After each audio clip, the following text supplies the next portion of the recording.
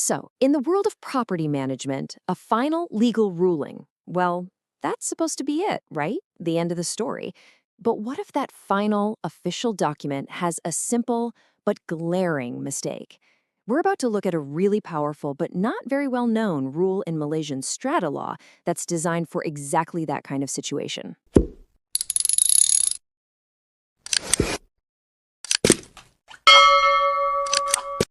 Just imagine this for a second.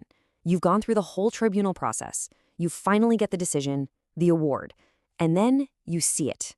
A typo, a wrong number, maybe a misspelled name, or just a simple calculation error. So is that it? Is that decision now set in stone, mistake and all? It's a question that could make anyone pretty anxious. Well, thankfully, the law actually has an answer for this. Specifically, the Strata Management Tribunal regulations have this built-in mechanism called Regulation 49. Honestly, the best way to think of it is like the legal system's edit button, but one for very small, very specific mistakes. Okay, let's dive into the nuts and bolts. The foundation of this whole thing is right there in its very first section, Regulation 49, Subregulation 1. This is what gives the tribunal its core power to make these kinds of corrections in the first place.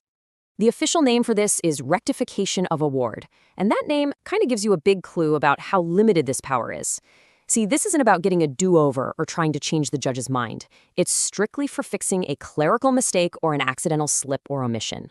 The whole point is to make sure the final document says what the tribunal meant to say, not to come up with a totally new decision. So, who actually gets this process started? Well, it can happen in one of two ways. The tribunal itself might spot the error and decide to fix it all on its own. Or, if you're one of the parties involved in the case, you can submit a formal written application asking for the mistake to be corrected. But, and this is a really big but, this power is not a free-for-all. The tribunal can't just go around changing documents whenever it feels like it. Regulation 49, Subregulation 2, lays out 4 incredibly strict conditions that absolutely must be met before a correction can even be considered. And you should think of these less as a checklist and more like 4 gates that you have to get through. First up, the tribunal has to consider the public interest. I mean, legal cases have to end at some point, right? They can't just be reopened forever. Second, the mistake can't be because of something the parties themselves did. You can't profit from your own error. Third, the tribunal has to genuinely believe it acted on a misunderstanding. And fourth, and this one is all about fairness, every single person involved has to be given a chance to weigh in on the correction before anything is changed. So, we've talked about what the rule can do, but it's just as important, if not more so, to understand what it can't do. Subregulation 3 is all about drawing a very clear line in the sand. It defines what this rectification process is definitely not for. And here it is, the line itself, written right into the law, plain as day. The absolute key takeaway here is that this is not a second chance to argue your case. It's not a secret backdoor appeal. You can't use a simple typo as an excuse to bring up all the points you wish you'd made the first time. Getting this distinction right is absolutely crucial. On one side, you have what's allowed, fixing typos, correcting accidental mistakes, or clarifying a simple math error. But on the other side, what's strictly off-limits, trying to re-argue the whole case, bringing in new evidence, or questioning the fundamental decision itself. The best way to think about it is that Regulation 49 is a scalpel for a precision fix, not a hammer to smash the original ruling and start over. Now, the last part of this rule, Subregulation 4, might seem like just a dry legal detail, but it actually plays a really important role.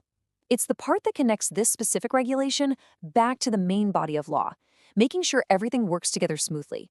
What it does is it says that Regulation 49 has to be read together with a few key sections of the main Strata Management Act. This is basically the legal system's way of making sure that this one little rule isn't just floating out there on its own, but is perfectly integrated with the bigger picture of the law. So why should you, as a property owner, care about this? Well, it means that the process for fixing an award follows the exact same legal framework as everything else the tribunal does. It creates consistency. And most importantly, it confirms that once an award is corrected or rectified, it carries the full force and authority of the law. Okay, so we've gone through a lot of detail. What's the bottom line? Let's boil this all down to what you really need to remember about this rule. Here's what it all comes down to. Regulation 49 is a precision tool designed only for minor, obvious errors. It is absolutely not a loophole to get a second bite at the apple.